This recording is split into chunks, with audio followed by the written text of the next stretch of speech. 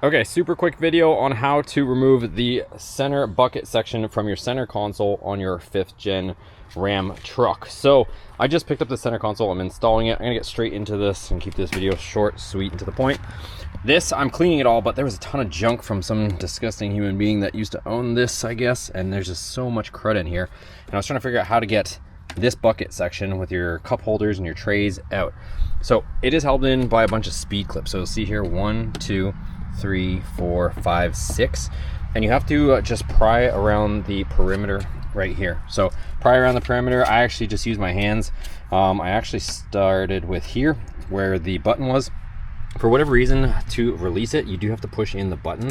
So press the button in, and I just pried up here and then just worked my way around. So do it evenly, and I'll show you guys the clips on the bottom, and I'll show you one other thing. So there's the clips. They're just these plastic speed clips right here.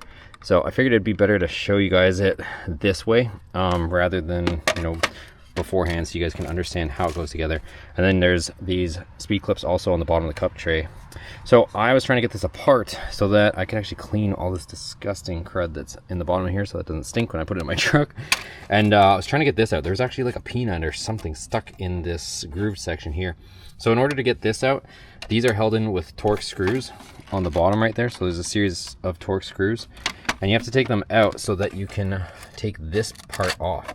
So once you do that, this will swing open, and that is all the disgusting stuff that I'm trying to clean out so that I can put this in my truck and upgrade to the center console without it smelling. Same thing with this one.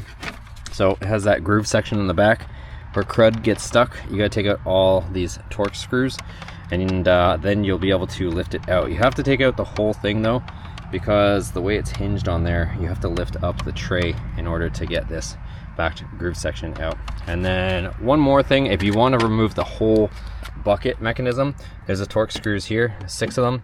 That'll take this whole thing out of the way if for some reason you need to do that and you want to get underneath to clean all this. I don't really find it's too hard to get back in here. Kind of slide it forward, slide it back, whatever you need to do. But if you want to take that out for some reason, 6 more Torx screws. But anyways, that's it for the video. If you guys like 5th gen stuff, mods, we've got all kinds of cool stuff for 5th gen. So hit the subscribe button, check out the other videos we already have on the channel. See you guys on the next one.